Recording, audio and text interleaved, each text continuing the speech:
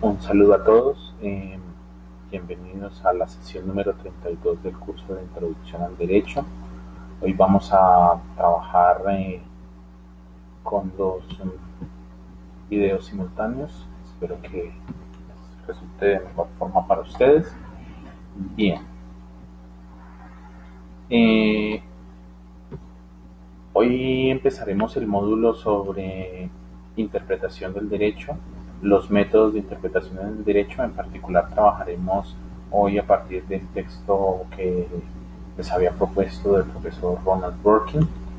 Entonces la estructura de la clase es la siguiente. En principio trabajaremos algunas nociones relacionadas con la adjudicación, los casos difíciles, y más tarde en la clase presentaré las ideas centrales del profesor Dworkin. Bueno, eh,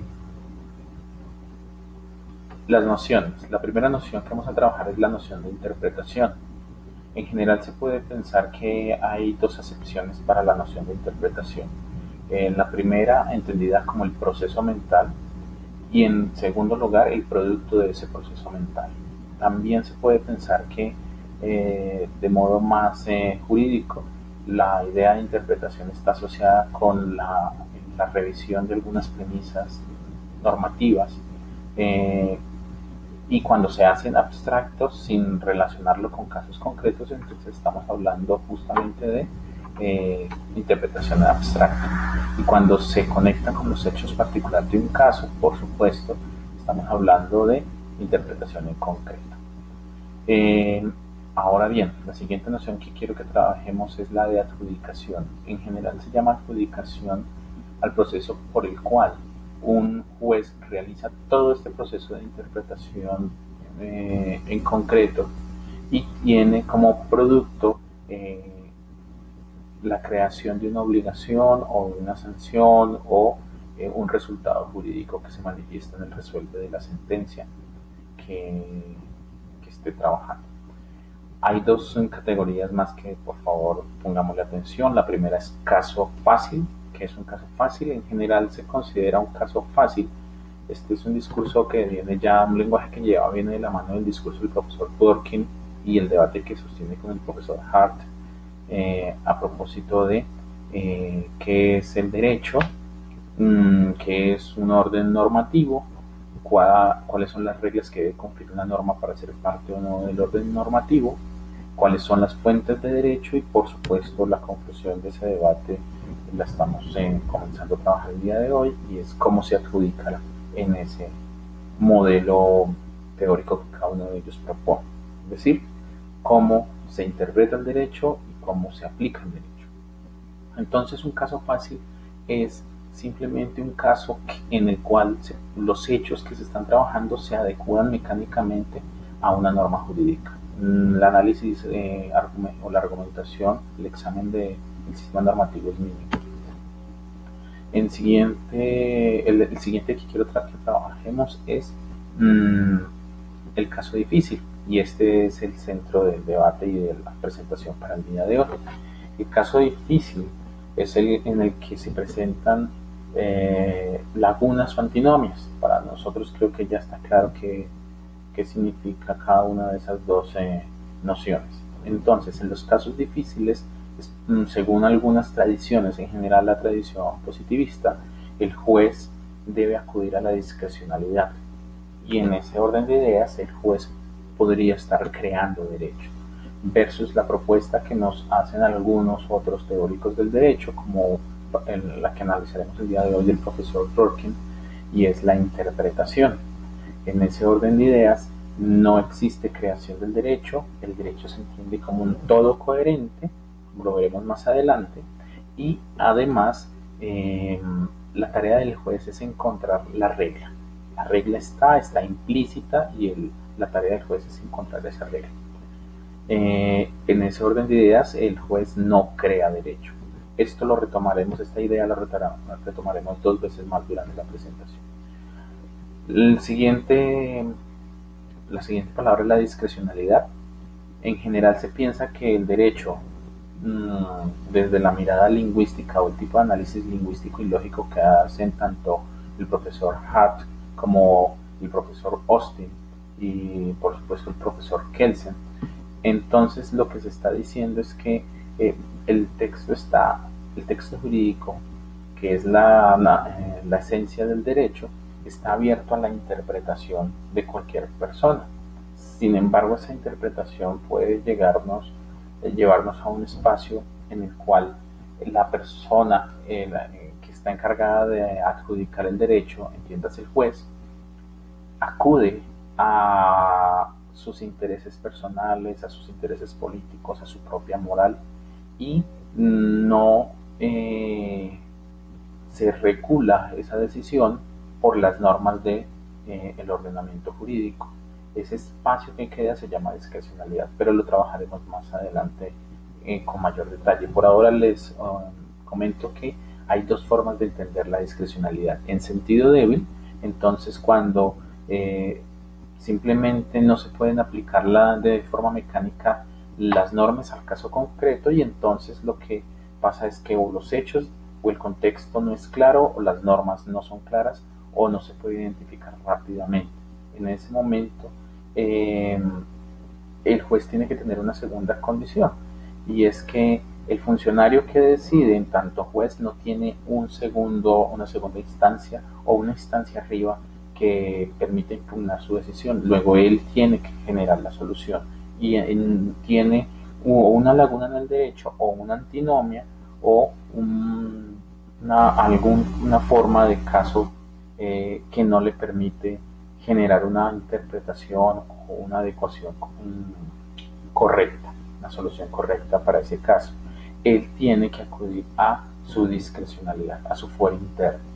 Y eso, por supuesto, es cuestionable desde el punto de vista del profesor Dworkin y de otras vertientes del derecho que estaremos revisando en la siguiente clase también.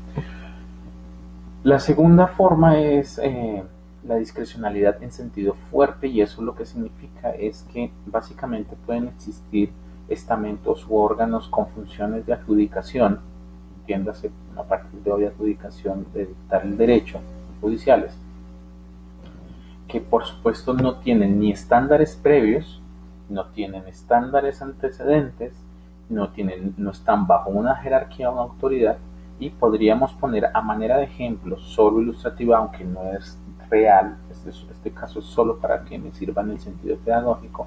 Vamos a imaginarnos los jueces de conciliación, no están sometidos al derecho, solo están sometidos a la equidad, que es una noción del fuero interno, y también se puede pensar en algunos casos la justicia indígena, pero por favor quiero que quede como relevante para ustedes el hecho de que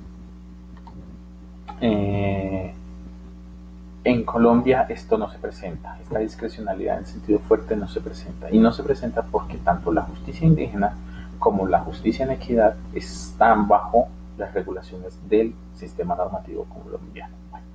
Y por último, de estas primeras nociones, quiero presentarles la idea de principio. Esta idea no está clara y lo veremos más adelante con mayor detalle. Sin embargo, en el texto del profesor Dworkin, en los textos del profesor Dworkin, porque hoy vamos a sintetizar varios textos para presentar de forma coherente su pensamiento, la idea de principio no siempre está siendo entendida como principios generales del derecho. En algunos casos también se pueden entender como reglas de contenido moral o convencional, de una moral convencional. Que también debo aclarar, y esta es la última noción que debo presentar, cuando estemos revisando el trabajo del profesor Dworkin, él hablará de moral en dos sentidos. La moral entendida como ese conjunto de reglas que regula el comportamiento de las personas que no están dentro del campo del derecho, y lo que llamamos la moral convencional, o lo que él denomina la moral convencional, que es un conjunto de reglas que practican las personas que están dentro de la comunidad jurídica y que también practican las personas que están dentro de una comunidad política, por eso se llama convencional. Estas normas no son asumidas solamente por la costumbre y la tradición y la historia, sino también pueden ser acordadas. Bien, avanzo. Entonces, desde ese desde ese punto de vista, retomando la primera noción de interpretación, vamos a decir que noción es dotar de sentido a un enunciado normativo. Eso significa, no olviden, el enunciado normativo puede ser una norma escrita, o también puede ser una norma expresada oralmente. Y por supuesto el resultado de ese proceso es poder identificar la norma jurídica que subyace a esa norma escrita y que es aplicable al caso concreto. Ahora bien, en las interpretaciones o la interpretación se puede eh, clasificar los tipos de interpretación según la persona que hace la interpretación. Entonces está la interpretación común, que es la opinión. Yo les pongo acá esa palabra profana, significa de alguien que no tiene ni idea del derecho. Sin embargo, hoy por hoy cualquiera puede tener acceso a las normas y por supuesto está invitado a la conversación. La segunda noción es la judicial. Voy a retomar las ideas del profesor Dworkin aquí, son mucho más precisas. La interpretación judicial evidentemente es la que se hace, como ya lo mencioné hace un momento, durante el proceso de adjudicación. Sin embargo, no produce nuevos enunciados jurídicos. Lo que produce es la identificación de la norma que está presente en la norma escrita, en el enunciado jurídico. Para decirlo rápidamente, no vamos a producir nuevo derecho, no se producen nuevas reglas en esta mirada. Lo que está sucediendo es que el derecho es un todo coherente y la regla está ahí.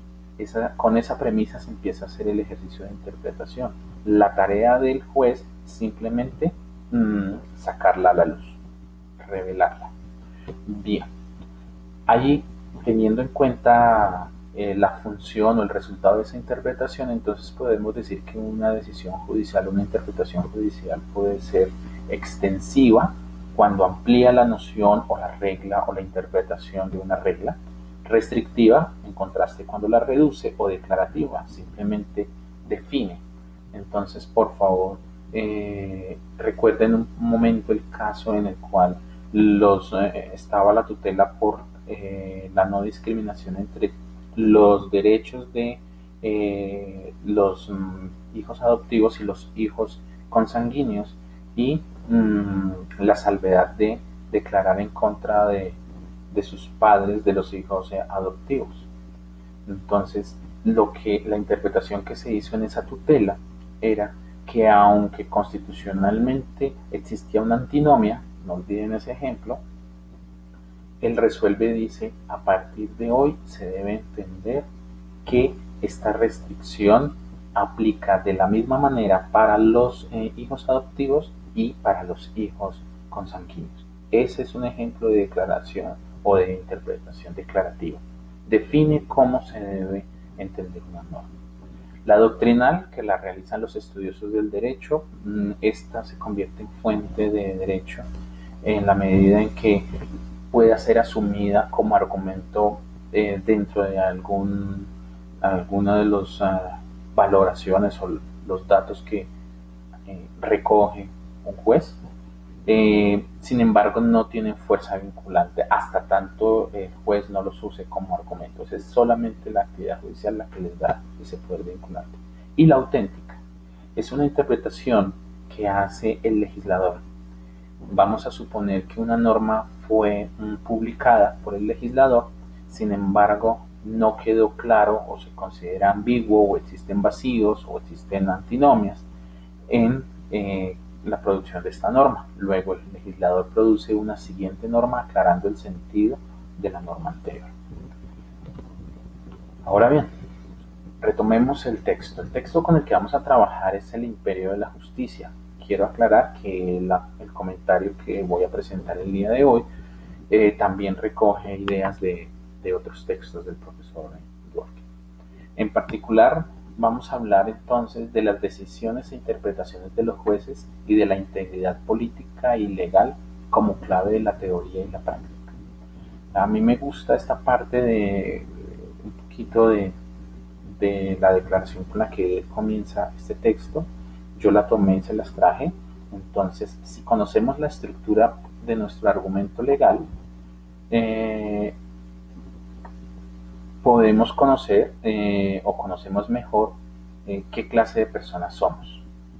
Esto es como una declaración sociológica jurídica, es una conexión entre lo meramente normativo y la práctica social, en la cual nos propone que el sentido de estudiar el derecho no se reduce únicamente a sofisticar, a ser más elegantes, más precisos nuestros argumentos, sino también tiene un sentido como seres humanos. Me pareció interesante proponérselo, porque entonces no somos meramente algoritmos que resuelven eh, cómo se usan las normas acá y se aplican a casos concretos. Le pone una condición humana mucho más profunda. Bien. Aquí entonces quiero presentar algunas consideraciones de este texto que vamos a analizar, y es que el trabajo del profesor Dworkin en general uno podría decir que dedicó su vida a confrontar el trabajo del profesor Hart. Y por lo tanto tenemos que tener presente que el caso y en particular las nociones que él nos presenta aplican a la cultura legal norteamericana. Eso significa el common law, por supuesto el realismo prevalece. A una relación, él defiende una relación entre el derecho, la moral y la política. Esta idea va a ser reiterativa en adelante en esta presentación. A una propuesta un poco más científico-descriptiva, pero él quiere ir mucho más allá. No se quiere quedar en esta mirada que parece ser la mirada positivista, sino quiere decirnos que el derecho es mucho más que una mera descripción. El derecho tiene un sentido social y político. Y por supuesto en el marco de lo que es las nociones del liberalismo, es decir, la prevalencia de los derechos individuales. Bueno, entonces, ¿cuál es el planteamiento central? En general, la idea o la pregunta que uno podría intentar responder al leer este texto es cómo se establecen o cómo se deberían establecer las interpretaciones. O sea, los jueces deberían establecer qué es la ley. ¿Cómo los jueces establecen qué es la ley? Bien. La pregunta, la respuesta rápida es que el profesor Dworkin nos dice que los jueces no solamente resuelven los casos difíciles aplicando una fórmula legal mecánica, y que cuando llegan al límite, entiéndase el límite y entiéndase como sinónimo de caso difícil lo que había comentado, es decir, hay lagunas antinomias, entonces el juez sugiere una interpretación discrecional. Esa es la premisa que desarrolla el profesor Hart y que critica de fondo el profesor Dworkin. Entonces, básicamente él nos propone que el derecho es también un compromiso moral. No es solo un conjunto de aplicación de normas, es un compromiso. Y sobre ese compromiso se hace interpretación. Entonces, la mirada que él nos propone es una mirada liberal. Él defiende, él se reconoce como liberal, y él reconoce también la mirada liberal que está en Hart, Kelsen y Austin un poco, sobre todo Hart y Kelsen. Y los denomina a ellos el positivismo utilitario del liberalismo. Entonces él asume, Dworkin asume que él es el representante de una mirada liberal, respetuosa digamos así, de los principios básicos del liberalismo.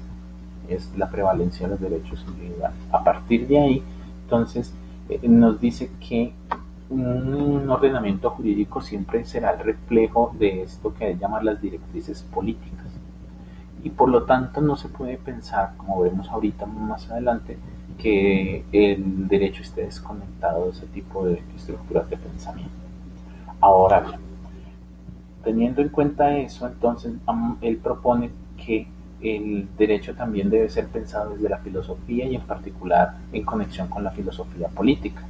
Por supuesto, las primeras propuestas de la conexión entre el derecho y la filosofía las hacen los positivistas, hablando un poco de filosofía del lenguaje, lógica y metafísica, que es la propuesta del profesor Hart, y por eso el concepto del derecho, así se llama, y es el concepto del derecho. Él está tratando de definir en sentido lógico, construir una estructura argumentativa que nos permita distinguir lo que es el derecho, y él reduce el derecho a la norma jurídica. y en particular dice cómo esta norma jurídica nos propone se puede distinguir de otro tipo de normas que regulan el comportamiento en la sociedad. Ahí lo que está diciéndonos es básicamente qué es el derecho, el ser del derecho, la ontología del derecho, la esencia del derecho.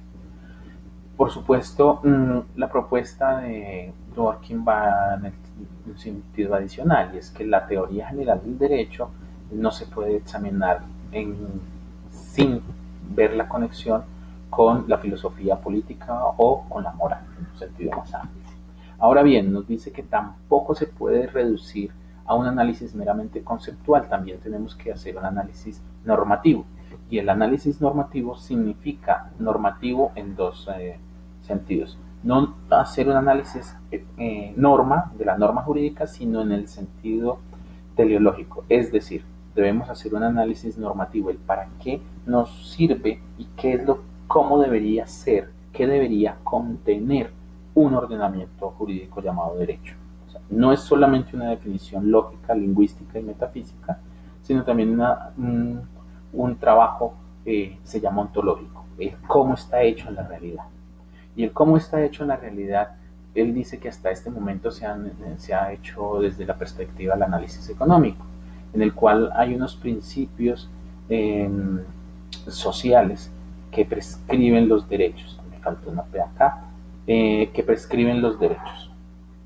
Es decir, dice que en la práctica lo que se ha dicho es que los ordenamientos jurídicos, está por supuesto peleando de frente con los marxistas, responden a las necesidades de los intereses económicos y de quien tiene el poder económico.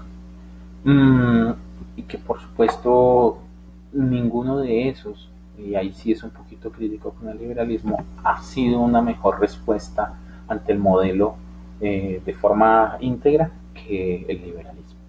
Entonces dice que para examinar eso debemos trabajar no solamente filosofía del lenguaje, lógica, metafísica, ni solamente las normas, sino teoría de la legislación, teoría de la adjudicación y teoría de la obediencia. Sobre estos trabajos, por supuesto, usted podría decir que se sintetiza todo el trabajo que se hace en el derecho. Hoy, y es el trabajo que él va a presentar, hablaremos sobre la jurisdicción, competencia y controversia, que es teoría de la adjudicación.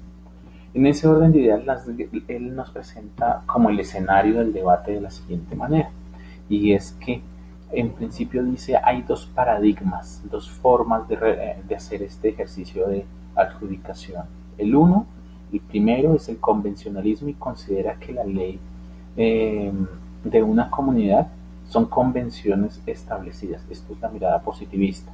Y en esas convenciones establecidas ellos dicen que es el derecho para ellos. En segundo lugar, por supuesto, el juez no se puede salir de esta estructura. Y en ese orden de ideas, si en sentido positivista un juez no encuentra las normas para aplicar a un caso concreto dentro del ordenamiento y de lo que han convenido, tendría que optar por dos caminos. O negar justicia, no lo debería hacer porque entonces no responde el derecho a su sentido de existencia del derecho, o aplicar discrecionalidad.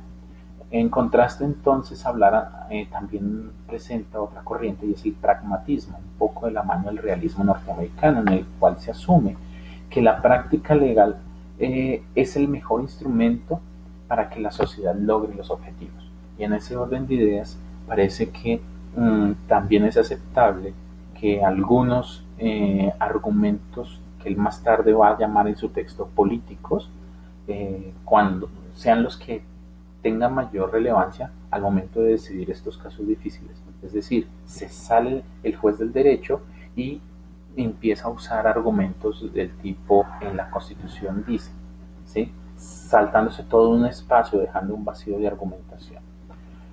Él dice, no, esto no debe ser, y esta es la propuesta que él nos hace. Entonces, ver al derecho como una integridad, y por supuesto él nos dice que se debe responder a la necesidad de la comunidad política. Él no está en contra, él por supuesto reconoce el sentido político. Recuerden que él se declara como un liberal.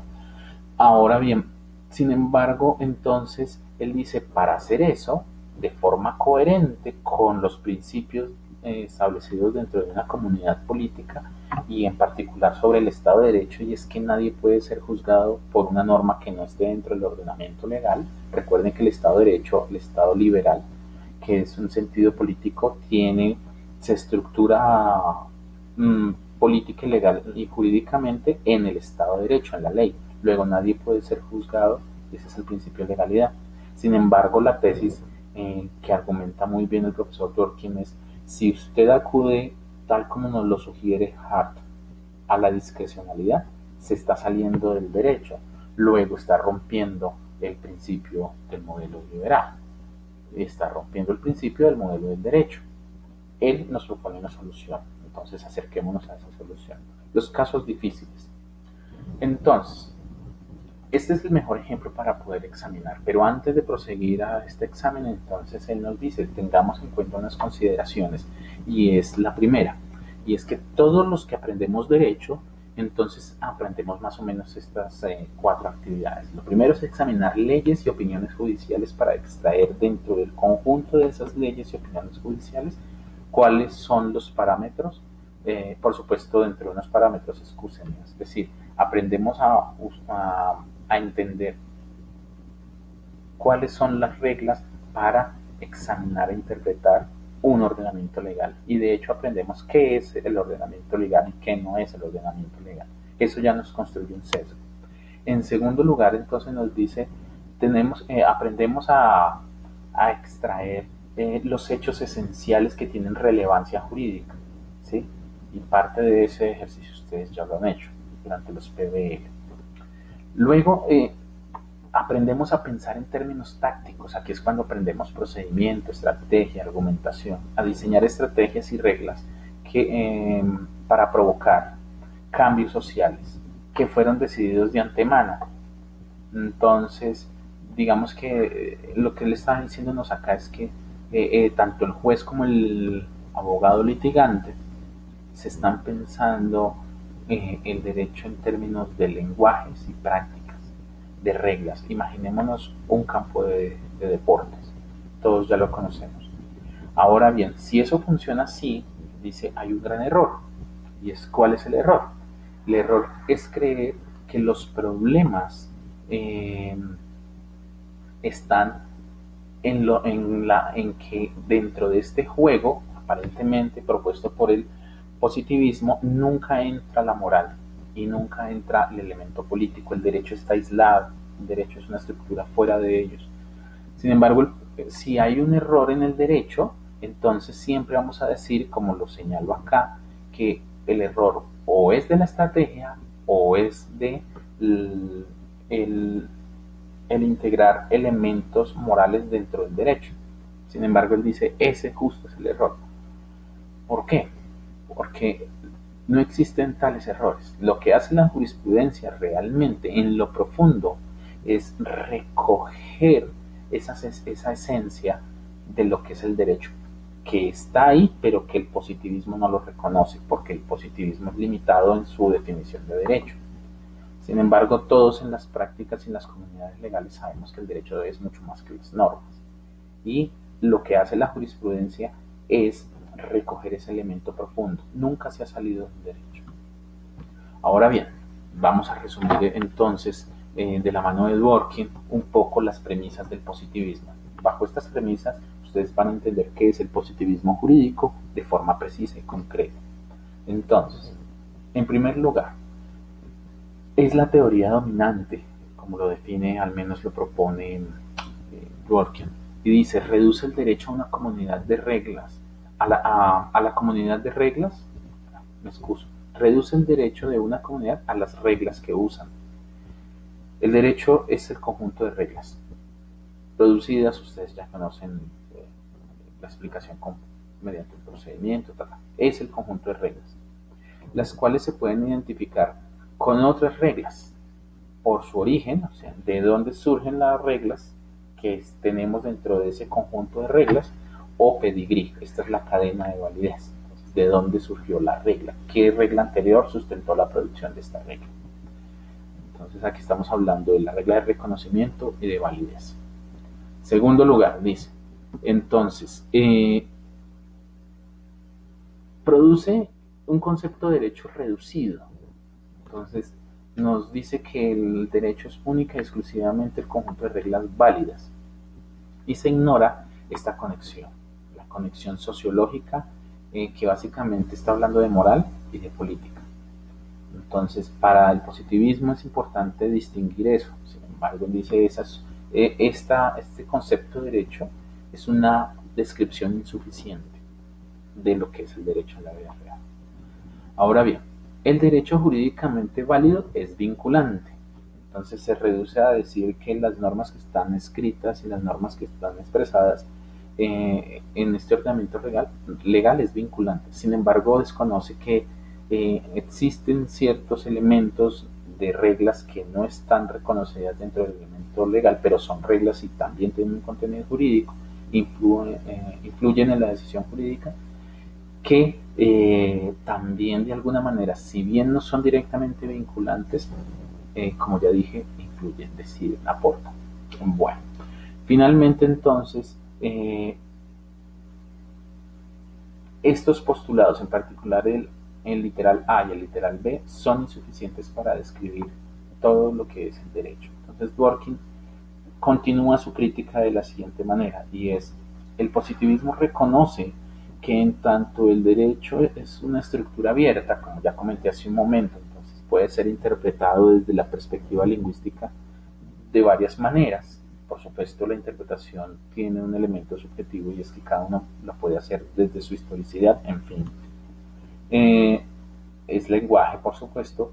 Los jueces usan la discrecionalidad para solucionar estos casos difíciles. Aquí ya voy sintetizando las ideas.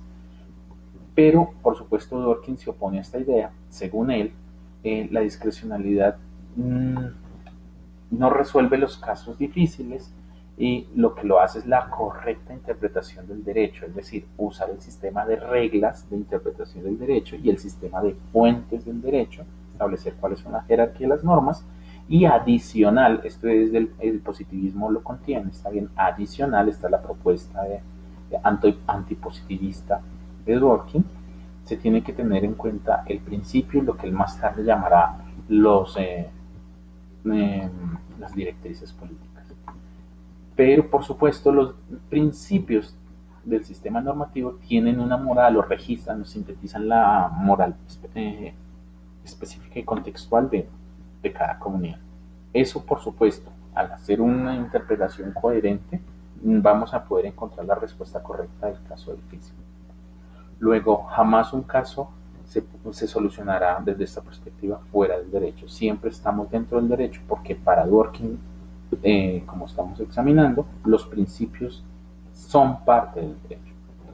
Bien, la crítica central que hace Dworkin al positivismo, entonces, en resumen, es que el derecho que nos propone entender el positivismo es un modelo de y para, es un sistema de normas jurídicas, un modelo de normas jurídicas y para normas jurídicas. Y, por supuesto, en este caso, ese conjunto de normas jurídicas serían la única fuente del derecho. Sin embargo, él deja de lado esto que son los estándares, de lo que hemos hablado, y los principios.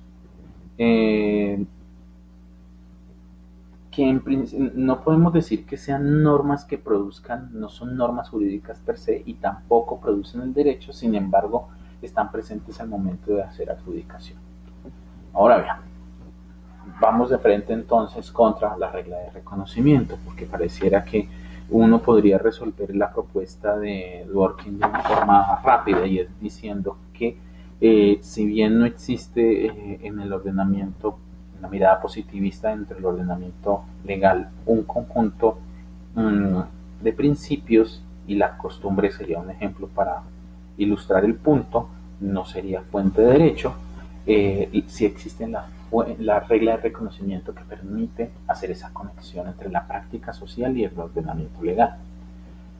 Esto, como ya señalé acá, y por eso lo pongo acá, quiero que me entiendan que las diapositivas no me funcionan como teleprompter, sino más bien es como una preocupación para que cada uno de ustedes tenga el dato claro.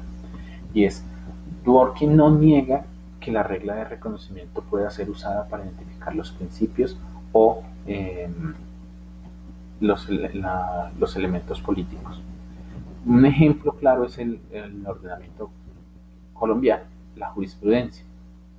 Incluso lo que se ha podido decir es que la jurisprudencia colombiana ya reglamenta cómo, ya lo trabajamos en el momento de antinomios y lagunas, no olviden el caso que acaba de mencionar hace un momento de la tutela en favor de los hijos adoptivos y su salvedad, se les extiende la salvedad por no declarar en contra de sus padres adoptivos o de sus abuelos adoptivos, sus nietos adoptivos, en fin. Entonces la jurisprudencia ya ha construido una serie de reglas para cubrir esas lagunas y esas antinomias. Por lo tanto, esas reglas empiezan a funcionar como la regla de reconocimiento. Incluso podemos ir un poco más de fondo y es como de alguna manera esas reglas de reconocimiento que están en la jurisprudencia colombiana permiten integrar estas nociones de justicia, estas nociones de moralidad convencionales. Por supuesto, por convencionales me refiero también a las políticas, por ejemplo, el principio de protección del ambiente, en fin, el de igualdad, el de protección de los pueblos, en fin, todos estos principios y directrices políticas en los casos concretos. Las reglas de reconocimiento funcionan así. Entonces, el caso de Chucho es un ejemplo en el cual se empiezan a usar, o el caso del ribatrato, nuevas ideas de sujeto empiezan a surgir a partir de esas interpretaciones. Y por supuesto esas interpretaciones no es porque previamente la noción de sujeto haya estado clara en el derecho antes de que se presentaran los casos, es porque la interpretación que producen los jueces en ese sentido genera una regla, pero esta regla no es crear derecho, es simplemente emergen, hace ver más clara la regla de la interpretación. ¿De acuerdo? Bien. A partir de ahí entonces lo que podemos decir es que en el sistema jurídico colombiano estas reglas de reconocimiento en principio estaban implícitas, ahora se hacen explícitas mediante el precedente. Pero por favor no olviden que estamos examinando el trabajo de Dworkin versus Hart en el contexto norteamericano. Entonces para ellos no está tan claro que esto pueda suceder como sí para nosotros en Colombia.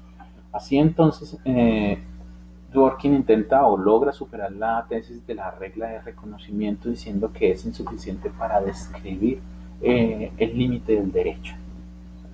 Y propone unas tres tesis, rápidamente las miramos. Y es la primera,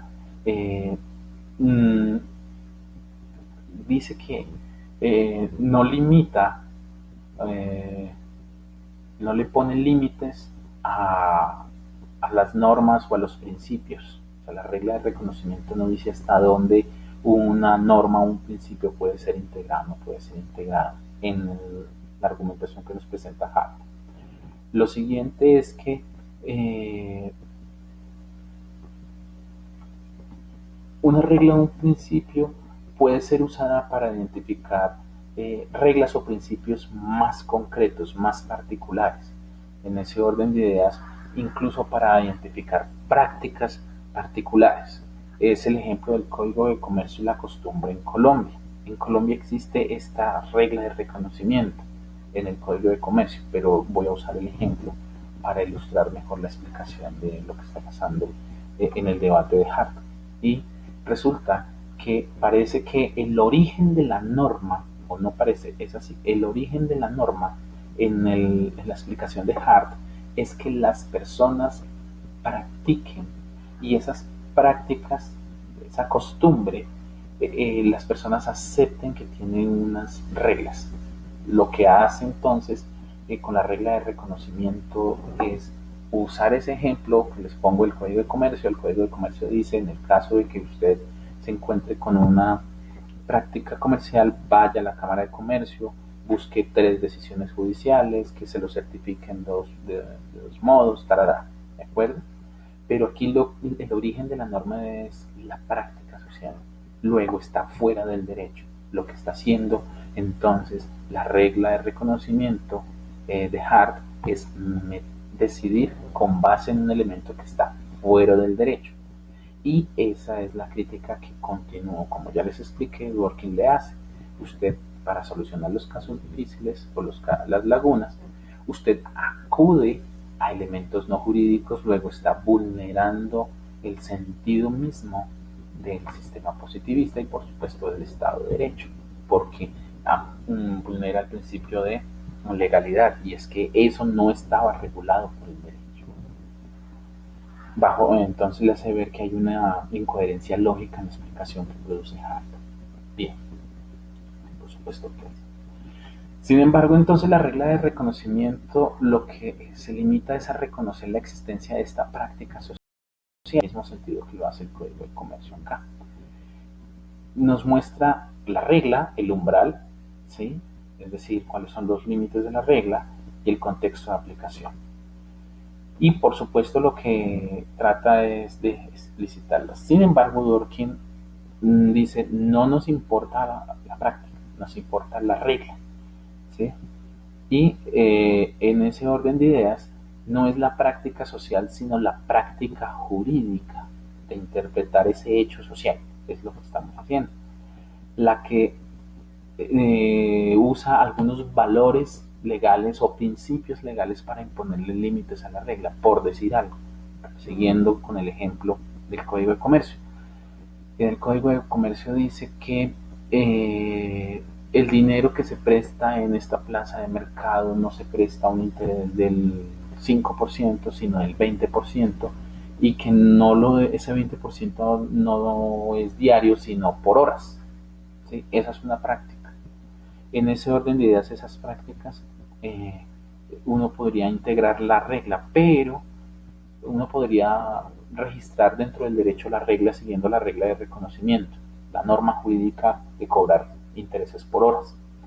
Sin embargo, lo que dice Dworkin es, mira, tú no lo has puesto dentro del derecho, porque lo que hace que esta nueva regla de poner intereses por horas y que se deba cumplir no es que lo practiquen las personas, es que revisemos esa práctica ajeno al contexto y lo revisemos a la luz de nuestros principios normativos y los acuerdos políticos. Vamos a ver que nadie puede sacar provecho de su propio dolo, enriquecimiento sin causa. Le usamos ese argumento para revisar el hecho y producir la regla.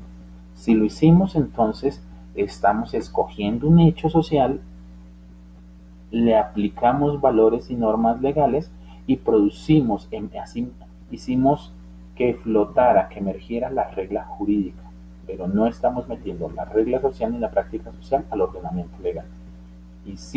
Usamos todos los recursos del ordenamiento legal para generar una interpretación. Entonces, bueno, ahí queda ya como la forma de hacer emerger una nueva regla que, por supuesto, presenta un buen debate contra la regla de reconocimiento y el hecho de que haya discrecionalidad.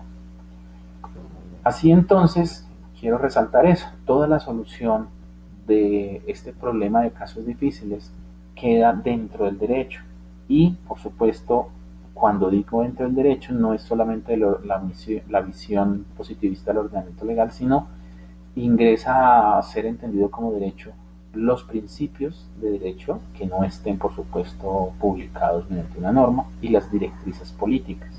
Por directrices políticas entiéndase lo que ya nosotros revisamos en sesiones anteriores, los valores de la Constitución, la dignidad humana, el beneficio, la solidaridad, etc. Por lo tanto, concluye el argumento de Dworkin diciendo no existe discrecionalidad en el derecho y por lo tanto no existe tal cosa como una regla de reconocimiento como instrumento para hacer esta conversión. Ahora bien, estas críticas, por supuesto, quiero insistir en esta idea, se dan en el marco de la cultura legal norteamericana, sin embargo, han venido siendo útiles para analizar otras culturas legales, como la nuestra, por decir así. Finalmente se viene cumpliendo la idea que nos presentaba al principio en su declaración del libro.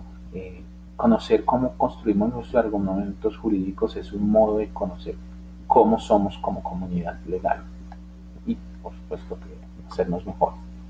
Entonces, el centro de lo que se debe analizar, según Dworkin, es el asunto de la discrecionalidad, en particular los casos difíciles. Por supuesto, se deben registrar los principios morales de la comunidad jurídica y las directrices políticas. No se puede olvidar, un juez no puede olvidar que está en el marco del liberalismo, o un juez colombiano en el marco del Estado Social de Derecho, o por supuesto se me ocurre, no sé, en este momento un juez chino o un juez cubano no podrá olvidar que está dentro de unos acuerdos, unas directrices políticas. Entonces, de esa manera también estamos entendiendo que entran al derecho, eso es derecho. Y por supuesto, ni la regla de reconocimiento, ni la descripción que hace Hart o que hace Kelsen es suficiente para hablar de qué es el derecho. Entonces el derecho es una práctica social, pero sobre todo, o sea, en esto estamos de acuerdo con el positivismo, digamos, estaría de acuerdo, pero, y esto es lo antipositivista, más que una práctica social, es una práctica argumentativa. Y por lo tanto lo que se hace es una descripción de la práctica del derecho, y el propósito es entender que el derecho está conectado y es coherente con otros fenómenos sociales que tienen estructuras de control del comportamiento, tienen idearios, tienen ideales, tienen principios, tienen reglas, la moral y la política. Así entonces, dice, quiero cerrar y ser reiterativo, no existe discrecionalidad según Dworkin, y lo que sí debe tenerse en cuenta es la conexión entre el derecho, la moral y la política, que es un vínculo muy cercano. Ahora, ¿de dónde es que viene la juridicidad de las normas? Porque ese es el problema que aparece cuando lo había solucionado Hart, diciendo que la juridicidad de las normas venía dada o por la validez o por las reglas de reconocimiento, en tanto que el origen de lo que hacía la regla de reconocimiento era meter dentro del derecho una práctica que ya estaba siendo asumida por las comunidades como tales. Y era una descripción pues muy sociológica.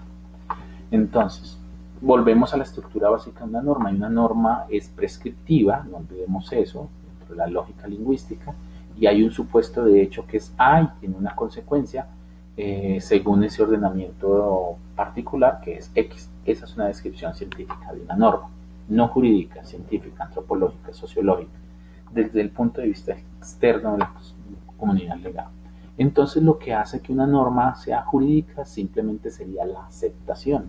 Supongan que no es un abogado el que está hablando, sino es un antropólogo o es un sociólogo hablando de qué hace que una norma sea jurídica. Entonces él nos diría esto, es la distinción, o la distinción, la diferencia, es la relación entre el elemento psicológico y la práctica. La regla social es la descripción de un patrón de comportamiento de un sujeto en una comunidad específica, y ese sujeto la entiende como obligatoria para él y para todos los que participan en esa comunidad. Ahora, la norma jurídica, que esta descripción normativa podría aplicar también para una norma moral y también, por supuesto, para un principio político. La norma jurídica, aquí ya hace la distinción, además de reconocer el patrón de comportamiento de la comunidad, el sujeto, el personaje que está haciendo esa descripción, participa y asume esa norma como vinculante. ¿Cómo lo hace? Aceptación, cumpliéndola. Entonces, ¿qué es lo que hace que una norma sea jurídica dentro del modelo positivista? Que las personas no solamente entienden que hay un supuesto de hay una consecuencia, sino que la aceptan y la asumen como propia y la empiezan a practicar. Ahí la regla jurídica tiene su fundamento en el hecho de que las personas lo practiquen. Esa es la norma fundamental, esa es la premisa de trabajo, no se les olvide, de la que nos hablaba Kelsen. Bueno, ahora bien, ¿qué dice Dworkin? Dworkin dice, el origen de esa juridicidad no está solo en eso. está en la moralidad. Hay un elemento psicológico en la moralidad convencional, en que esas personas decidieron que no solamente lo practicaban, sino que además, y esto se puede escribir así, la norma social es elevada a una norma jurídica cuando se fija su umbral. Es decir, cuando esa práctica de prestarse dinero y hablar de intereses por horas que se hacen en algunas plazas de mercados, entonces se asume que esa regla, la regla de todo el que preste plata en este contexto deberá pagar un interés por hora, se mete dentro del ordenamiento legal, se ha filtrado a través de unos principios y unos criterios y por supuesto el resto de normas y se le impone un límite. En ese orden de ideas, el mismo ordenamiento legal le puede decir qué pena, pero eso no es legal. Usted puede prestar por horas, pero no puede poner intereses del 3% ni del 6%, sino vamos a coger el interés de todo un día y lo vamos a partir en 24 horas y vamos a asignar por hora el interés. Eso que acaba de hacer significa que tiene un contenido jurídico. De modo que la regla se sustenta en las demás ideas del sistema legal, es decir, la regla de interés, de legalidad, de control, más que en la mera práctica social. Uno podría llegar a, no sé, voy a inventarme a Bastos o a una plaza minorista y decir, mire, aquí está la regla de que el señor que compra la carga completa que trae un camión puede pedir prestado a otros y a las 2 horas después de que ha vendido la carga del camión debe devolver ese dinero con un interés del 5%. Pero la regla jurídica le impuso el hecho, ha filtrado a través de principios de moralidad convencional superiores, le impuso el hecho de que no puede ser el 5%, sino solo el 1%. En suma, entonces, la regla jurídica no siempre está vinculada, no siempre debe ser un reflejo exacto de la práctica social, sino, en este caso lo jurídico, obedece más a la convicción psicológica de cumplir las directrices políticas que están en la cultura. ¿De dónde surge entonces lo jurídico?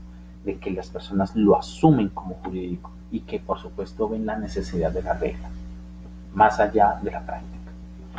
Bien, me extendí en eso entonces para decir que un ejemplo que podemos encontrar de esta propuesta, de esta lectura, es en los seres sintientes y movientes, los nuevos sujetos de derecho.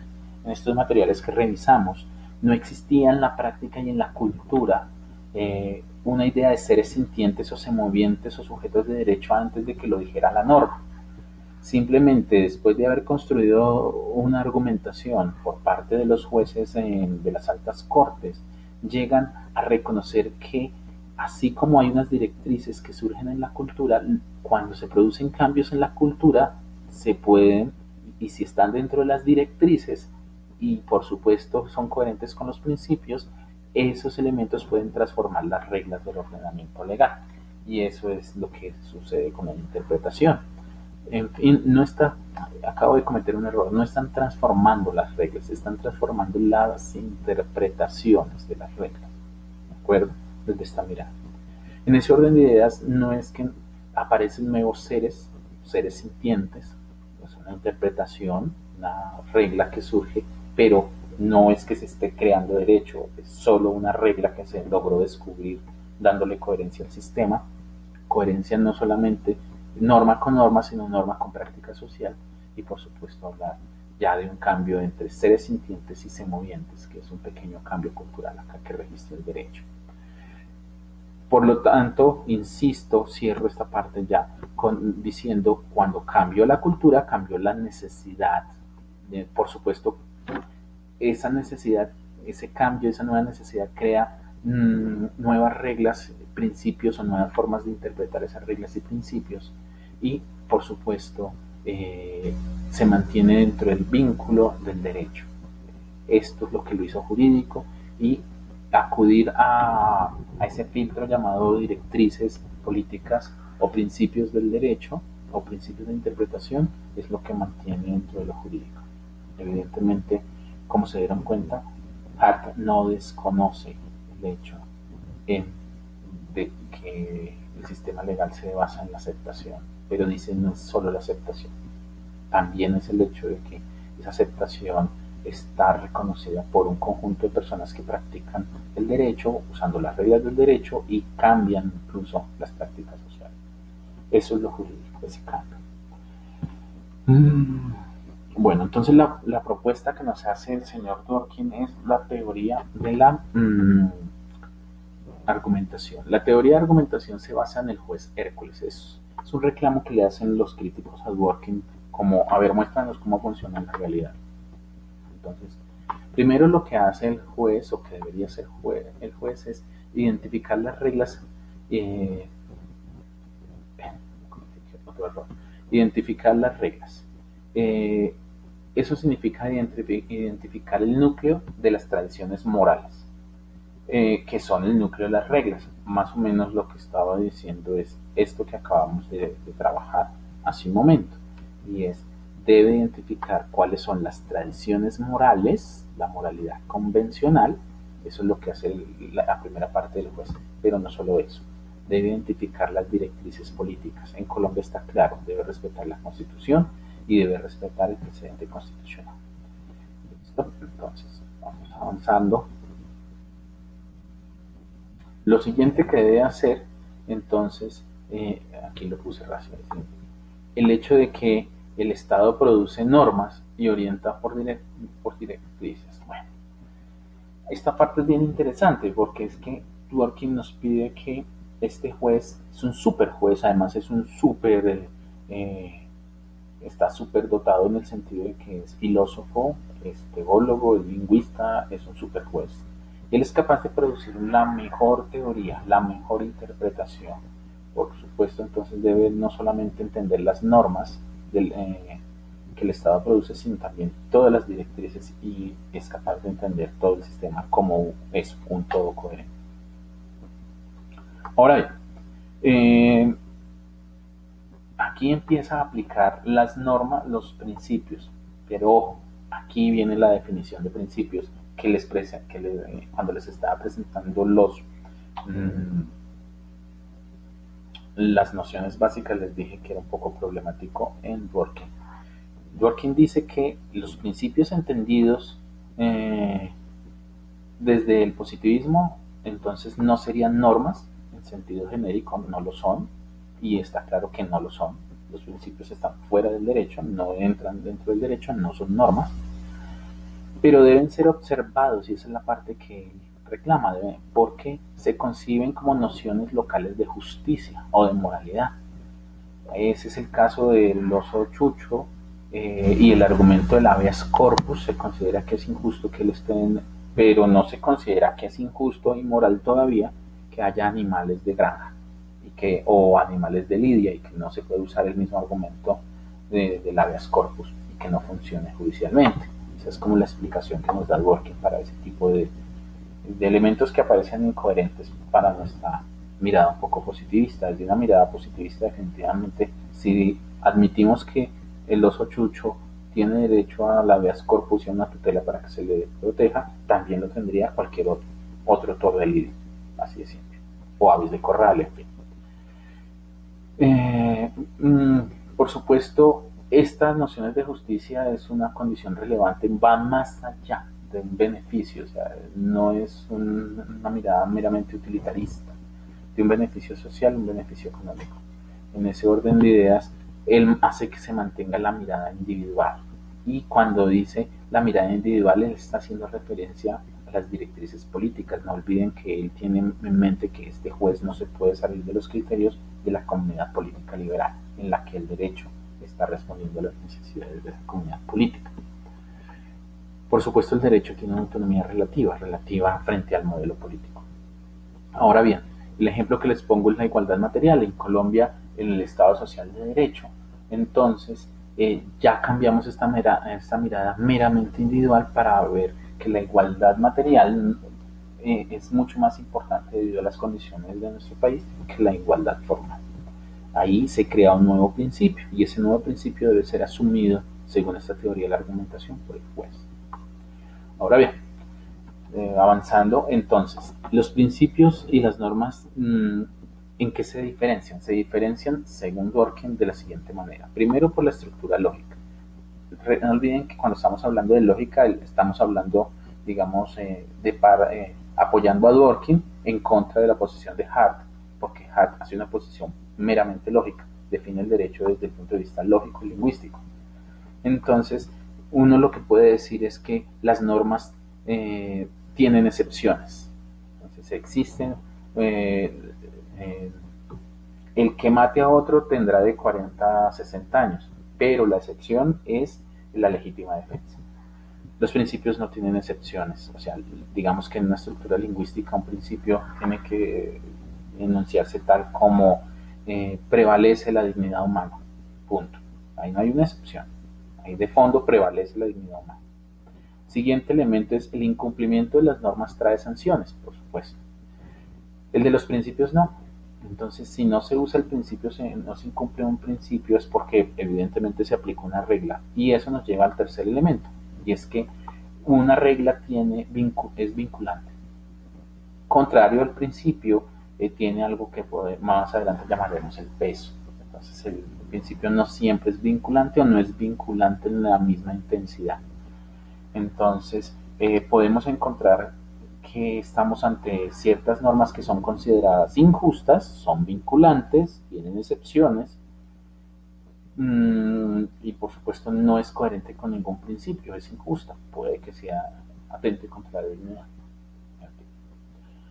Ahora bien, esta dimensión de peso e importancia, que sí tienen los principios, que no tienen las reglas. ¿Cómo se usa? Entonces, los principios tienen, digamos que funcionan como a manera de engranaje. Podemos pensar que nos ayudan a establecer la intensidad de una regla. La regla debe ser aplicada, pero un principio nos puede ayudar a establecer el modo en que se aplica. Entonces, esto es bien interesante porque es la crítica que se le hace a Dworkin. Aquí en este punto no hay una distinción clara. Entonces, digamos que las reglas siempre tiene que cumplirse el supuesto de hecho y se debe aplicar porque justamente ese es el sentido del derecho, digamos en sentido positivista, en el modo positivista. Los principios no tienen necesariamente que adecuarse completamente a un supuesto de hecho. Más o menos podemos usar la idea del habeas corpus. El habeas corpus protege el principio de la libertad y la libertad se predica solo de las personas naturales. Y ahí una regla estaría diciendo no hay una persona natural, Chucho no es una persona jurídica. ¿Sí? Sin embargo, hay un criterio que podemos llamar el respeto a la naturaleza, en fin, hay unos principios por el cual la dignidad que se aplica a los hombres por regla se puede aplicar por principio a los otros seres, los seres sintientes o en fin. Bueno, los casos difíciles, la discrecionalidad y la vulneración en el derecho. En consecuencia, lo que quiero comentar aquí es la consecuencia de la tesis de Kelsen es la discrecionalidad, digamos, y la creación de normas. Cada juez estaría haciendo normas y por supuesto retomando el argumento de la crítica, el núcleo de la crítica, lo que nos dice Dworkin es que esto significa que está vulnerando las directrices centrales del Estado liberal, del Estado de Derecho, en el cual definitivamente hay un principio de legalidad y nadie puede ser juzgado mediante normas creadas. En ese momento, eso significa la discrecionalidad del juez, se inventa una norma en ese momento, una regla para solucionar un caso que ya está en el pasado y eso por supuesto significaría la posibilidad de impugnar. Ahí se rompe toda la aplicación práctica de la descripción de Kelsen.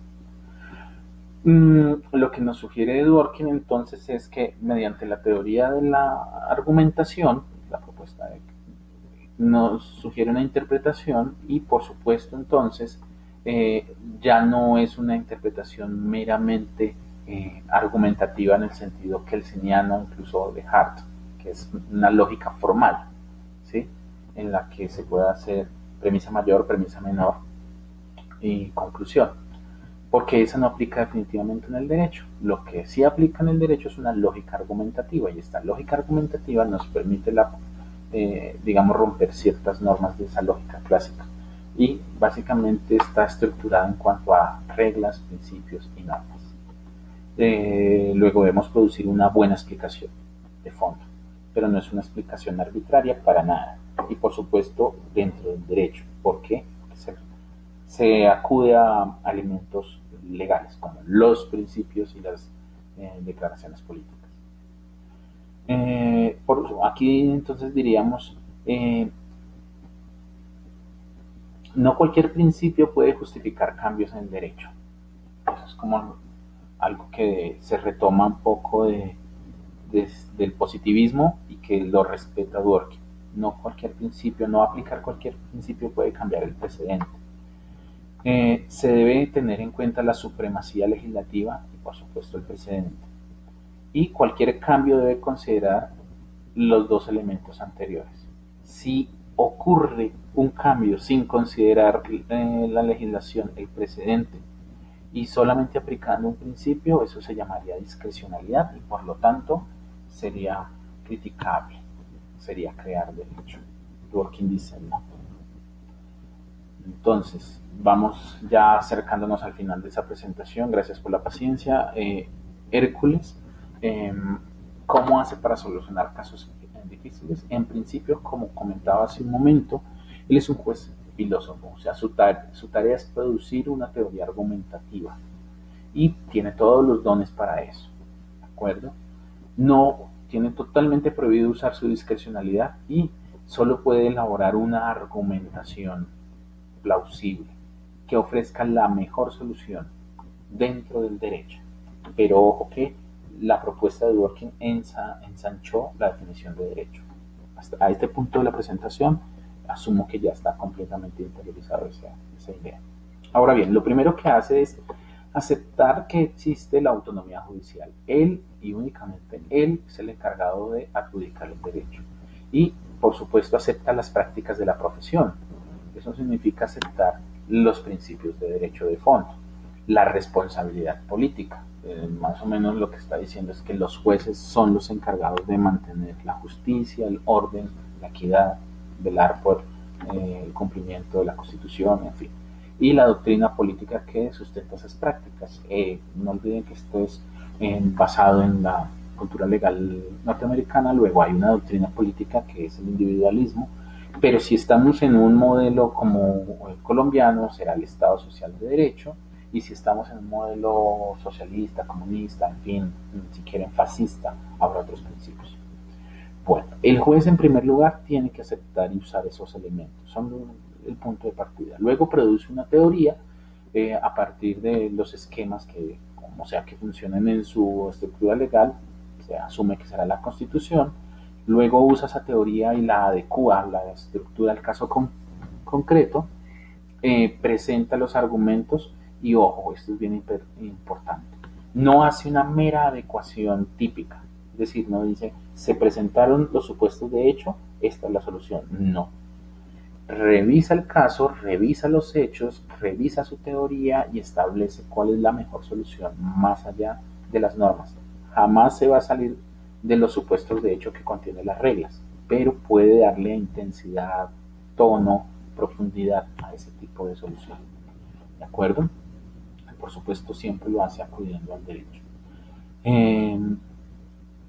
Finalmente, si se presenta algún conflicto, entonces tiene que pasar a los fundamentos morales convencionales, los principios.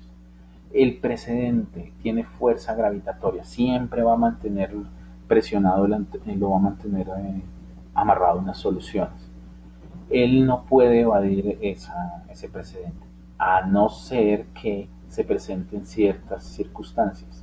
Y por supuesto, si es suficiente para romper la gravedad del precedente, ilustrémoslo de esa manera, entonces él puede generar una novedosa interpretación.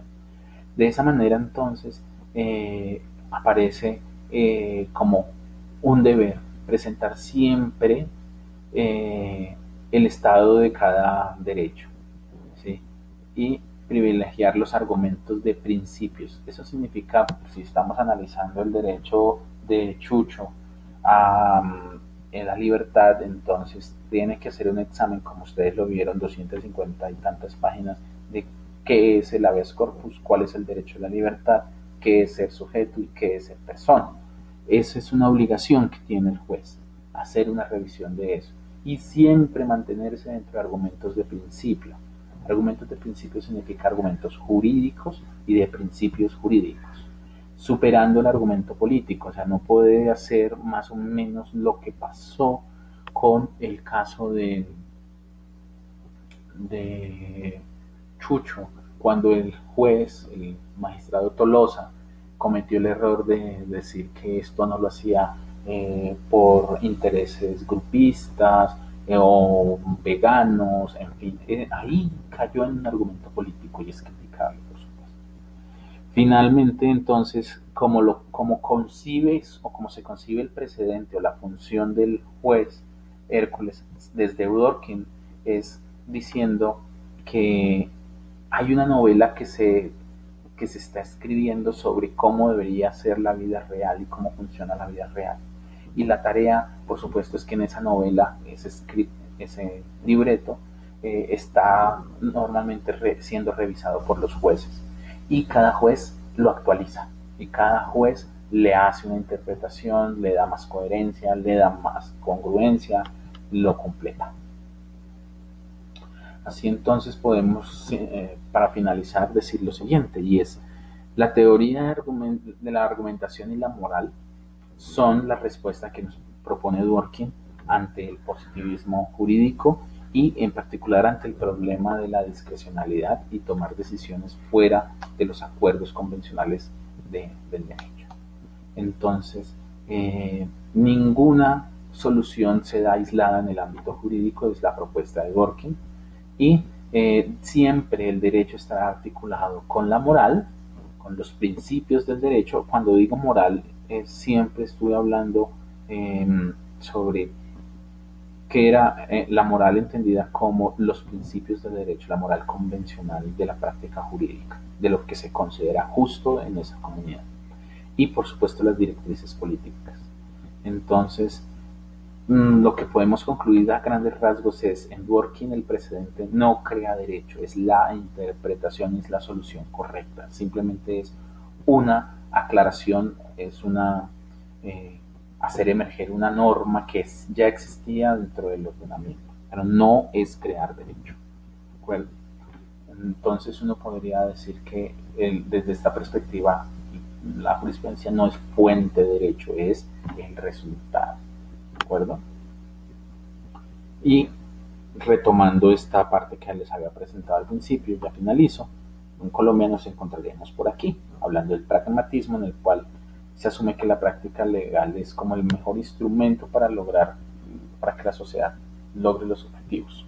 Y finalmente, también estamos de la mano, creo que hemos implementado un poco más que en el sistema norteamericano, el hecho de acudir a ser coherente. Entendemos el sistema legal como un todo y lo hacemos coherente, reconociendo los principios establecidos y las directrices políticas. Muchas gracias, quedo pendiente para preguntas.